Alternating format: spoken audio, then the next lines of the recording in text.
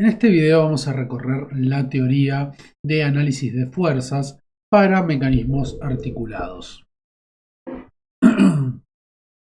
Entonces, lo primero importante es saber que contamos con toda la información del análisis cinemático, es decir, contamos con datos de las posiciones de todos los eslabones para todos los ángulos o tiempo de entrada correspondiente. Lo mismo contamos con todas las velocidades angulares y podemos calcular las velocidades necesarias en las juntas.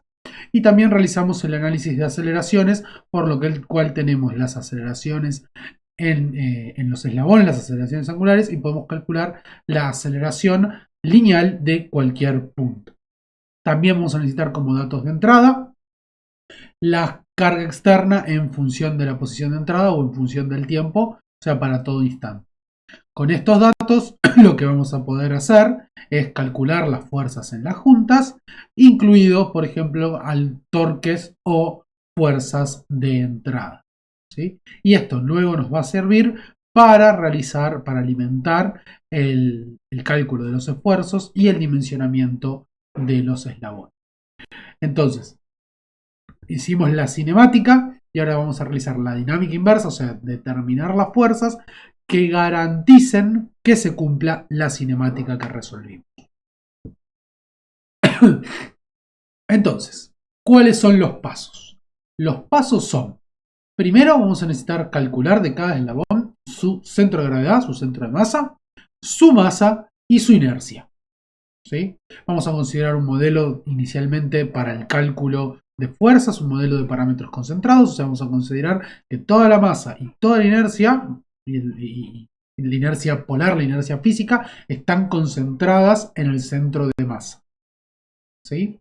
Y vamos a usar una serie, recomienda el libro, usar una serie de sistemas de coordenadas en el cual vamos a realizar diferentes operaciones en cada sistema de coordenadas y luego vamos a terminar planteando una ecuación de equilibrio. Entonces, ¿cuáles son los sistemas de coordenadas?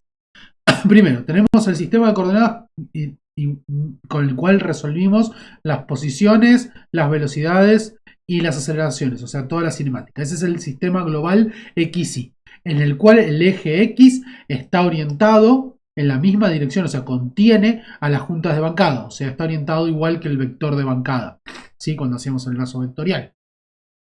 Luego tenemos un sistema de coordenadas local X' y', que está asociado y se mueve junto con el eslabón, cuyo X', o sea el eje X', está alineado con el vector entre juntas, o sea, con el vector que llamamos, con el vector que define al eslabón, ¿sí? Y por último vamos a incorporar otro sistema XY que está centrado, cuyo origen de coordenadas es el CG de cada eslabón, ¿sí? El X' y el XY es por cada eslabón, y que va a ser siempre paralelo al XY global. Bien, entonces acá se están mostrados en este eslabón, en el acoplador están mostrados todos los sistemas de coordenadas. Tenemos el XY mayúscula global, tenemos el X' y tenemos el XY en el CG. Y conocemos, como vemos acá, todas las fuerzas aplicadas. Conocemos aceleraciones, posiciones y velocidades. Entonces, lo primero que vamos a hacer es, cuando vamos a terminar haciendo un diagrama de cuerpo libre, vamos a considerar primero todas las fuerzas como positivas, ¿sí? O sea, positivas respecto a los sistemas de coordenadas globales, y las vamos a descomponer justamente en coordenadas. Vamos a usar las proyecciones X e Y. Entonces, hay una sutil diferencia con respecto a cómo veníamos trabajando en cinemática. Ahora vamos a numerar las fuerzas, no en función de las juntas, sino en función de quién ejerce la fuerza sobre quién. ¿Sí? Entonces, cuando hablemos de fuerza 1-2, es la fuerza que el eslabón 1 ejerce el eslabón 2. ¿Y dónde lo va a hacer? En la junta que comparte. Lo mismo, o sea, en O2 en este caso, ¿no? O sea, esta es la reacción una de las reacciones de la bancada. Y para momentos torsores, o sea, los momentos de entrada, las cuplas de entrada, por ejemplo, es la cupla de entrada es la T12. ¿Sí? Bien, lo que vamos a hacer es el equilibrio, ¿sí? Este equilibrio de sumatoria de fuerzas igual a masa por aceleración del CG, y el equilibrio de torques es el momento de inercia físico por la aceleración angular. Lo vamos a plantear para cada eslabón en el sistema de coordenadas XY, ¿sí? Paralelo al XY global, ¿sí? Por lo cual, ¿sí? Tenemos que tomar definir una serie de vectores, ¿sí? ¿Qué datos necesitamos? La ubicación del CG. Una vez que tenemos el CG, ponemos el sistema de coordenadas y luego vamos a llamar a los vectores.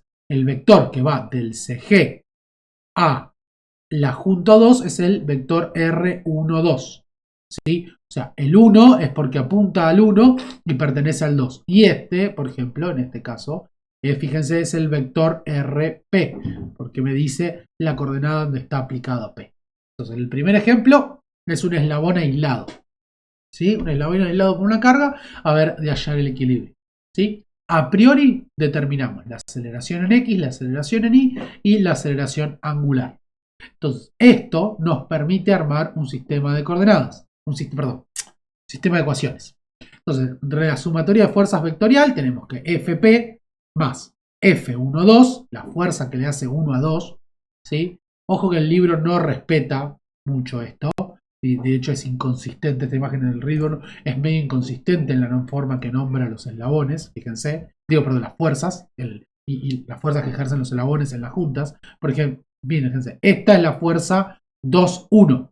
Supuestamente la fuerza que le hace 2 sobre 1, que justamente es opuesta a la fuerza, es menos la fuerza 1-2. Correcto, pero también dibuja el vector con su dirección y su sentido y no respeta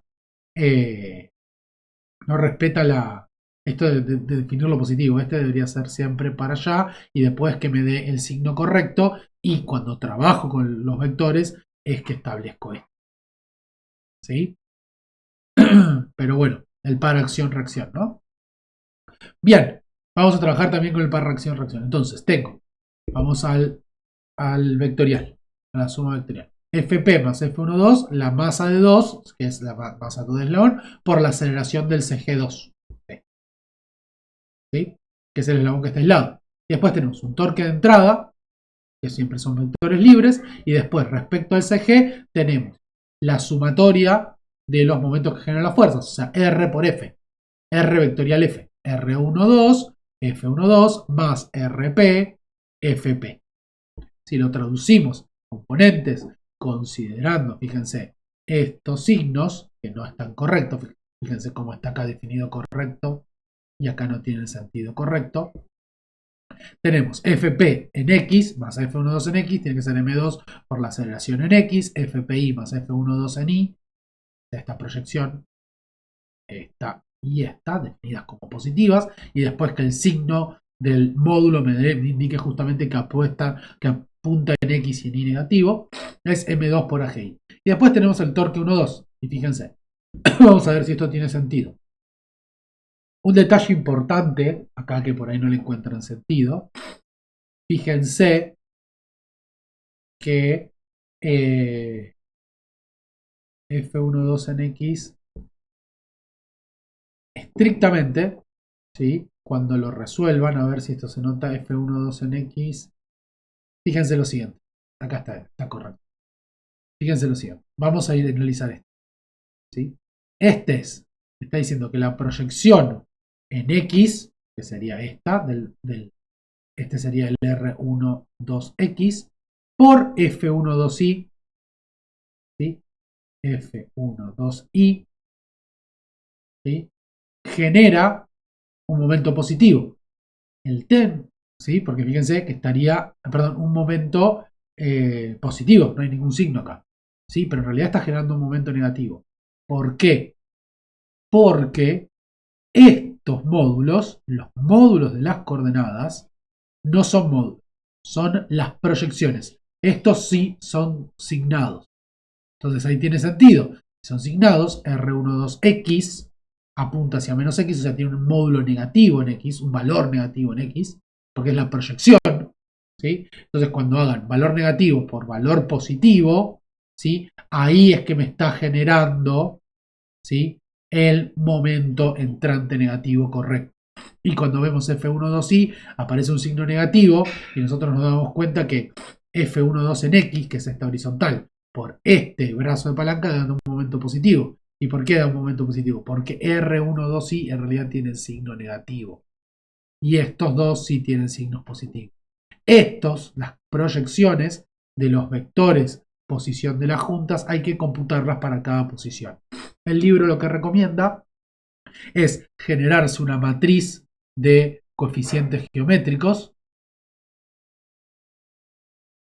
y después tenemos el vector de cargas.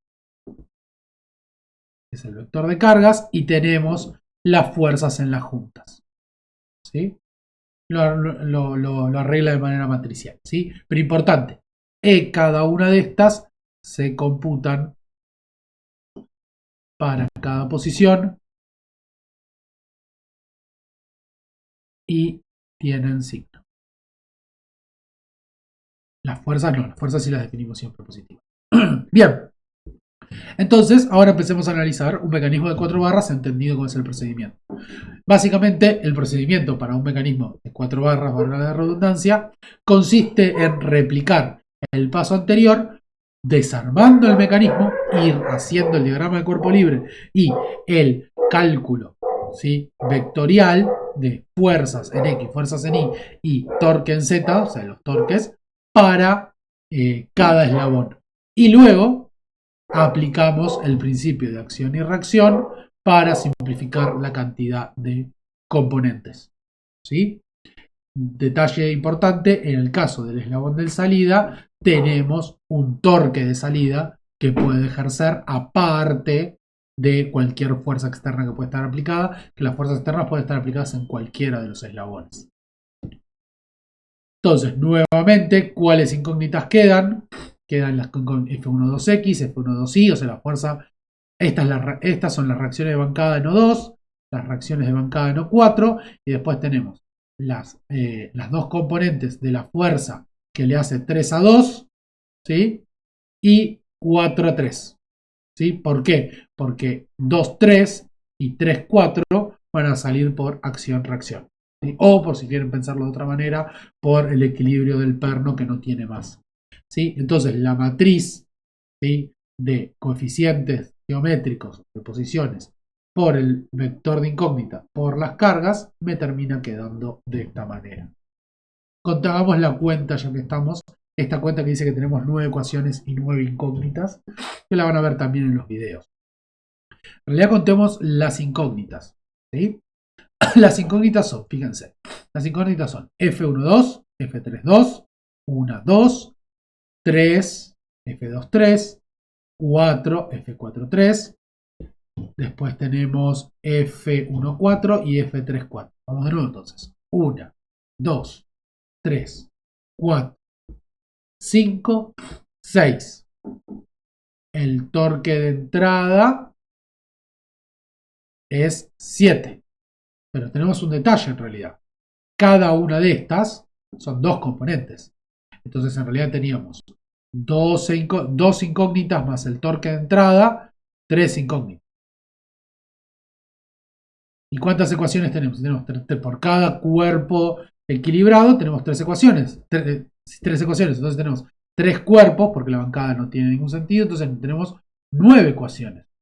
Entonces, como les decía, por la tercera ley de Newton, el principio de acción y reacción, en realidad se suman otras 4 ecuaciones, que son la igualdad, ¿sí?, entre las componentes de F32 y menos F23, y la igualdad entre F43 y menos F34.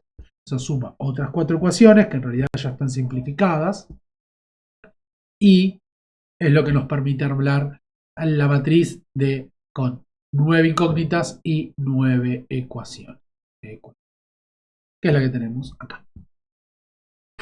Bien. Sí. ¿Qué se puede incorporar aparte a estas ecuaciones que no lo estamos haciendo? Podríamos agregar un torque lineal de pérdida, ¿sí?, en cada junta, ¿sí?, y aparecería, por supuesto, en las ecuaciones que tienen momento, o sea, acá, acá y acá.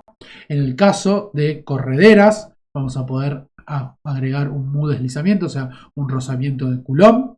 También vamos a poder agregar, conocida la historia de velocidades, un rozamiento viscoso, ¿sí? Siempre en esta implementación vamos a tener la fuerza signo, o sea, además la función signo para asegurarnos que siempre sea opuesto a la velocidad, ¿sí? Vamos a usar el signo de la velocidad, por eso nos va a indicar justamente el opuesto al signo de la velocidad, para que nos indique siempre que es contraria. Y si nos queremos poner quisquillosos, podríamos definir un torque en cada junta que sea función de las juntas, pero quede recursivo, ¿sí? No nos aporta mucho. Como bien dice esta filmina, para mayor cantidad de eslabones, simplemente hay que extender el proceso. Siempre que tengamos todo definido, tengamos completo el análisis de posiciones, velocidades y aceleraciones, extendemos el análisis, separamos el mecanismo en cada eslabón, planteamos el equilibrio de cada eslabón, planteamos el sistema de ecuaciones para cada uno, o sea, las tres ecuaciones, y luego planteamos entre pares de juntas, o sea, entre juntas, o sea, pares de eslabones, planteamos la tercera ley de Newton, de acción-reacción. Tenemos unas ecuaciones extra y ahí podemos podemos terminar armando el sistema de ecuaciones en la si nos interesa en la representación matricial correspondiente. Bien, ahora vamos a analizar, vamos a continuar analizando algunos mecanismos particulares, ¿sí? Entonces, mecanismo de manivela corredera.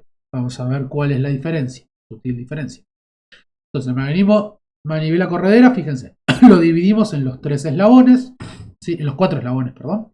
Tenemos el de entrada, tiene el torque de entrada, tenemos la aceleración, la omega, para todos tenemos la aceleración y la omega. En el caso de la corredera tenemos la aceleración del CG, ¿sí? La tenemos.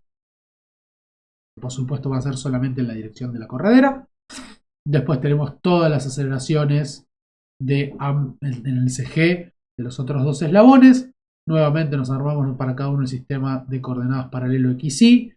Computamos con signo los vectores posición de las juntas respecto al CG. Fíjense las numeraciones. Fíjense, este es el vector R12 porque va acompañando a la fuerza 1,2. ¿Sí? Fíjate, acá en el segundo caso está diciendo a quién pertenece o sobre quién se aplica. R32 va de la junta 2 a la 3 y está acompañado por la fuerza que 3 ejerce a 2. F23 lo mismo, F43 lo mismo. Y después tenemos acá tenemos una carga externa en la corredera y hay un detalle, ¿sí? Importante, que vamos a tener que computar, ver cómo computar o cómo no, ¿sí? La componente vertical, ¿sí? O sea, la componente normal a la corredera en el eslabón 4. Diagrama de cuerpo libre anterior y ahí planteamos el equilibrio en cada caso. Fíjense que es muy similar en todos los casos. ¿Sí? Fíjense, puede haber una diferencia en función de a dónde quede el CG, si a izquierda o derecha de R123 o R23, ¿sí? Y se va a ir cambiando en cada posición esto, ¿sí? Pero una vez que lo analizamos en una posición y mientras computemos siempre las proyecciones de los vectores posición de la junta respecto al CG con signo, con haber planteado el equilibrio en una posición, ya se va a ajustar solo y me va a servir para todas. Nuevamente lo planteo en un sistema matricial, ¿sí? Con la salvedad, fíjense que ahora tenemos 8 incógnitas, porque la fuerza vertical 1,4i simplemente va a ser un porcentaje, o sea, perdón, la en X, disculpen, va a ser un porcentaje o sea, un factor, que es el mu, por la vertical, ¿sí? O la podemos despreciar. Me refiero a esta componente, la proyección. La proyección que es F, en este caso era 4,1 en X, es, como dice ahí, es más menos, porque tiene que ser opuesta al movimiento. Eso sacamos la función signo de la velocidad a F4, 1i. Entonces, como sabemos esto, es que me terminan quedando 8 incógnitas y 8 ecuaciones. Y acá tenemos el más menos, ¿sí? Que representa esta ecuación, perdón, representa esta ecuación con esto ya implementado, ¿no? La F, F para el otro lado, F14X menos F43X, esta está reemplazada. Y ahí tenemos el arreglo matricial. Bien, ahora la inversión de la manivela corredera. En la inversión de la manivela corredera vamos a proceder de la misma manera, con la salvedad de cuando computamos a G3, tener en cuenta la aceleración relativa de A más todas las componentes que tiene la aceleración del CG3 respecto de 3. ¿Sí? O sea que teníamos normal, tangencial, normal y tangencial, no, normal y tangencial, correcto. ¿Dónde va a estar la aceleración, perdón, de normal, tangencial y Coriolis? ¿Sí? Debemos computar todas las aceleraciones. Bien. Porque justamente tenemos. Y la de deslizamiento. ¿Sí? Entonces, computémoslo correctamente, por eso acá están el eje de transmisión y demás. ¿Sí? Fíjense el detalle. Fíjense como ya a priori define que la fuerza 4-3, ¿sí? Que es de la corredera, solo puede tener componente ortogonal a la dirección de deslizamiento. Tiene que ser en la dirección de transmisión, ¿sí? Porque es una corredera. Como mucho puede de nuevo aparecer un mu por la fuerza 4-3, según Ross. Veámoslo. Equilibrio del eslabón de entrada 2. F12X más F32X, todo definido positivo, M2 por AG2X, F12I más F32I. Fíjense que acá F32X me lo pone con signo negativo, porque el que está definido positivo es F23X. Lo mismo con F23I. ¿Sí? Y el equilibrio en Z también es el mismo. El truco está en computar correctamente la aceleración del CG. Después, para el eslabón de salida, lo mismo. Fíjense nuevamente acá. F43X y F43Y están positivos en estas dos ecuaciones y negativos en estas dos porque ya fue aplicado el principio de acción y reacción. Y después tenemos detalle importante, ¿sí? Como sabemos, alfa 3 es igual a alfa 4, entonces lo que está hecho acá es sumada las dos ecuaciones. Esto es suma de ecuaciones. ¿Qué mal que escribió? Ecuaciones de torque. ¿Ya? Ecuaciones de torque de 3 y 4. ¿Sí? Y debemos tener en cuenta que se agrega una ecuación extra, ¿no? Para que sea correcto, que me define que no puede haber justamente fuerza, ¿sí? En la dirección de deslizamiento, salvo que pongamos un roce. ¿Sí? Solo hay esta componente. Por eso necesitamos estos versores, ¿sí? Que básicamente me está diciendo que la proyección tiene que ser nula, entonces sumo una ecuación, ¿sí? Que es la última esta. Ahí sumo una ecuación para que tenga sentido la corredera y después todas las demás son iguales junto con la suma. ¿Sí? Se agrega esa ecuación.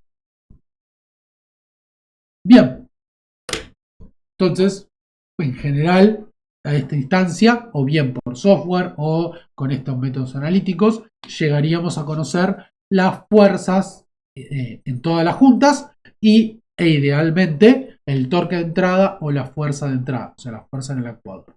¿Qué se puede analizar de importante? ¿Qué es importante analizar? Es importante analizar la fuerza de sacudimiento, ¿sí?, de la bancada. ¿Qué es la fuerza de sacudimiento de la bancada? La suma de las reacciones de la bancada, ¿sí? Pero de la suma de las fuerzas, que fíjense, 2-1 y 4-1, son las fuerzas que hacen los eslabones a la bancada. ¿Sí? ¿Qué es lo que queríamos idealmente para que no se sacuda la bancada? Es que la fuerza, ¿sí?, tuviera un módulo acotado y siempre la misma dirección. Con esto se logra un cierto balanceo, ¿sí? Si no, dependiendo del desbalanceo que haya, vamos a tener justamente sacudimiento y vibraciones. Y el otro fenómeno que es de interés es el momento de sacudimiento, ¿sí?, que me genera una rotación, ¿sí? La fuerza de sacudimiento me mueve el componente, ¿sí?, pero no me cambia la orientación. El momento de sacudimiento me lo va a hacer digamos, que tenga una aceleración angular, ¿no? O sea, se tiene que bancar esa aceleración para comportarse como bancada. Y el momento de sacudimiento, que debería tratar de acotarlo lo mayor posible, es justamente el torque 2-1, que es el que aplica la respuesta del mecanismo a la aplicación del torque de entrada, porque el 1-2 era el que aplicaba, tenemos una respuesta, más el largo de la bancada por una de las fuerzas, ¿sí? No importa dónde lo calculemos, esta es la manera más sencilla, ¿no? Porque estamos haciendo sumatoria de momentos, en cualquier punto debería dar el mismo resultado, ¿sí? ¿Cómo se reducen estos valores? Con una técnica que consiste en balancear el mecanismo, que no es lo mismo balancear cada componente individualmente, sino que probablemente cada componente quede desbalanceado, pero el mecanismo queda balanceado globalmente. ¿Eso qué quiere decir? Que su CG, el CG de todo el mecanismo, pensado como un conjunto de cuerpos rígidos, queda lo que se llama estacionario, o sea, no se mueve en función del tiempo en el espacio. Esa estrategia no la vamos a ver, pero bueno, si alguna vez tienen la necesidad, con estas herramientas la van a poder comprender y el libro explica cómo se aplica. Bien, ¿qué otra información útil que habíamos charlado alguna vez se puede obtener ahora que conocemos todas las fuerzas? Dos informaciones útiles. El índice de fuerza de las juntas, que es superior al ángulo de transmisión y superior a la ventaja mecánica, porque estábamos teniendo en cuenta las fuerzas dinámicas, ¿sí?, las fuerzas que se deben a las aceleraciones que sufre el mecanismo, ¿sí? Y entonces lo que recomienda el libro, ¿sí?, es respecto a la fuerza externa o al torque externo, ¿sí?, dependiendo si realiza torque o si realiza fuerza, lo que vamos a tratar, de acuerdo a Holte y Chase, o sea, lo que debemos ajustarlo para que la relación entre la fuerza máxima en cualquier instante, o sea, entre todos los instantes, en una junta, ¿sí?, en módulo, dividido la fuerza externa o el torque externo, sea siempre menor a 2. Porque, ¿qué es lo que estamos haciendo, computando de esta manera? Por ejemplo, la fuerza útil es de 100 kilos, ¿sí?, la fuerza que realmente quiero realizar con el mecanismo.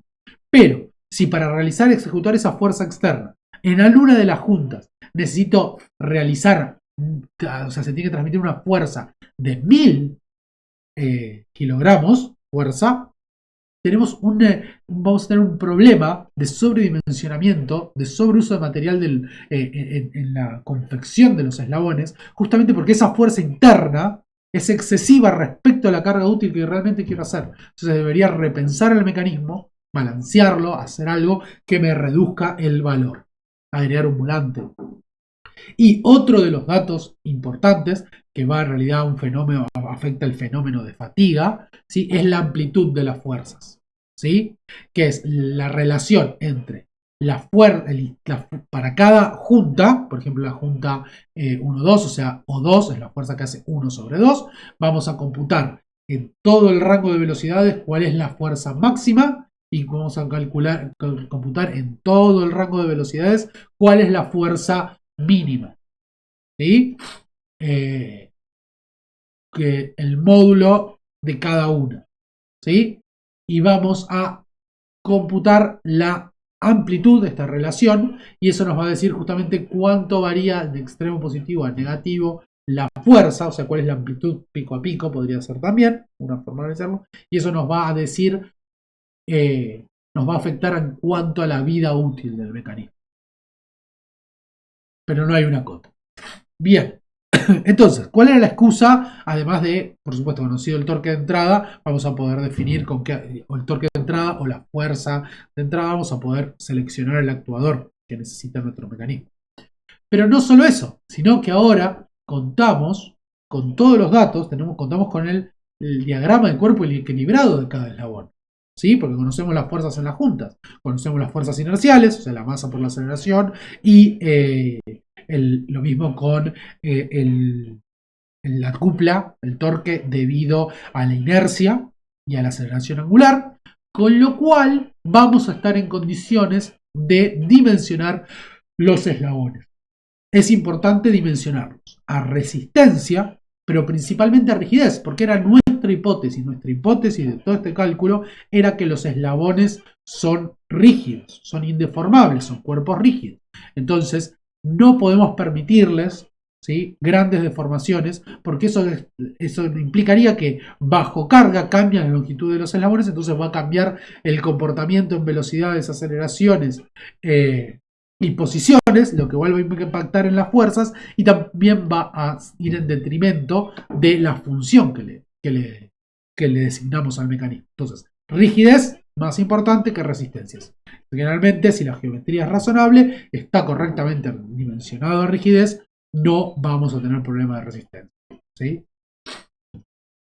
No sé, piensen, dependiendo del tamaño, ¿sí?, generalmente se piden, si es en metros, deformaciones de milímetros, ¿sí? 1000 órdenes de, o sea, en 1000 es 3 órdenes de magnitud de diferencia entre los desplazamientos debidos a deformación versus los desplazamientos, versus las dimensiones, ¿sí?, del eslabón. Entonces, tenemos varias estrategias, teniendo todos los datos de fuerzas y fuerzas inerciales, o sea, tenemos realizado el diagrama de cuerpo libre, tenemos diferentes estrategias, diferentes modelos, que ahora los vamos a charlar, para realizar el cálculo. ¿Cuáles son estos modelos? Estos modelos son, primera opción, despreciar las fuerzas inerciales, ¿sí?, con lo cual, si no hay ninguna fuerza intermedia, salvo para el eslabón de entrada, que siempre tiene el torque de entrada, si no hay ninguna fuerza intermedia, podemos considerar que son bielas, entonces lo único que tenemos que hacer es proyectar las fuerzas de las juntas en la dirección de cada eslabón, ¿sí?, y lo calculamos a tracción, compresión y pandeo, como corresponde. ¿Sí? Esto es razonable si las velocidades son bajas, con lo cual se desprecian las aceleraciones, se desprecian las fuerzas inerciales, o bien ambos, ¿sí?, si las masas son pequeñas, ¿sí? O sea, porque al final de cuentas lo que queremos justamente es despreciar las fuerzas inerciales, despreciar masa por aceleración o I por alfa. Otra opción, que es la más usual a priori, es el modelo de masas concentradas, ¿sí? O sea, el modelo que usamos justamente de cálculo de parámetros concentrados. Tenemos los parámetros concentrados, vamos a tener fuerzas en las juntas, una fuerza inercial aplicada en el segueje y simplemente se transforman todos los eslabones en vigas con cargas puntuales. Siguiente opción, todo no es video, no. Siguiente opción, considerar si la masa distribuida, ¿sí?, con lo cual ahora la aceleración normal y tangencial me afectan en dos direcciones ortogonales de manera distribuida. Se van a transformar en fuerzas distribuidas, las fuerzas inerciales, y vamos a tener ¿qué tipo de distribución? Probablemente una distribución triangular de estas fuerzas más las fuerzas en los nodos, ¿sí?, con lo cual el momento me va a quedar cuadrático cúbico y bueno, se complica un poco más. Y si no, dos estrategias. Podemos o bien resolver todo el MBD, o sea, el Multi-Body Dynamics, ¿sí?, el software de lo que es la cinemática y la dinámica del cuerpo rígido, y después con los valores de fuerzas en las juntas y el mapa de velocidades y de aceleraciones, podemos alimentar un modelo de elementos finitos para que calculen todos los tiempos, o bien algunos software ya permiten generar un modelo de elementos finitos reducido de los eslabones, que tiene en cuenta su rigidez y su comportamiento dinámico, y resolver en simultáneo con algunos eslabones flexibles, o sea, teniendo en cuenta el modelo de elementos finitos reducido o condensado, si quieren búsquenlo, en simultáneo con el modelo de cuerpo rígido. ¿Sí? ¿Por qué es muy interesante esta última opción? Porque en realidad, para las tres primeras opciones, deberíamos hacer este análisis, o sea, el análisis de los esfuerzos, para todas las posiciones disponibles, porque a priori no conocemos cómo se proyectan las fuerzas de las juntas en cada eslabón. Entonces no podemos definir a priori, ¿sí? Mirando solamente los diagramas de fuerzas en las juntas, saber cuál va a ser la posición crítica del mecanismo, y de hecho la posición crítica del mecanismo no es del mecanismo, es la posición crítica para cada eslabón y probablemente sea diferente para cada uno de ellos. Y eso fue todo. Los invito a ver los videos de práctica.